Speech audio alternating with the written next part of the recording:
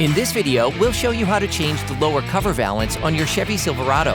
You can find it on CarParts.com via the link in the description. For safety reasons, we strongly suggest watching our video on how to jack your Chevy Silverado safely.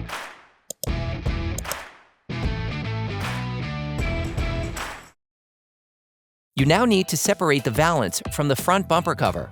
The components to be removed are very often seized up, so don't hesitate to brush and to use penetrating oil to make removal easier. Using a ratchet and a 7mm socket, unscrew the 15 lower cover valance retaining bolts. Hey, it's Alex from CarParts.com. For great content, our best price, and fast shipping, download the CarParts.com app now. You can now separate the front bumper cover from the lower cover valance.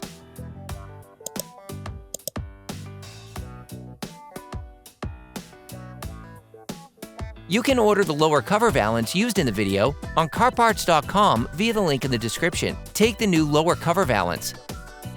Reinstall the lower cover valance on the front bumper cover. Make sure you insert the valance into all of the bumper cover holding lugs.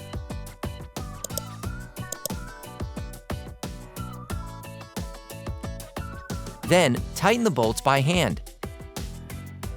Finish off tightening with a ratchet. You are now done replacing your lower cover valance. Operation complete. Quality parts, priced right, CarParts.com.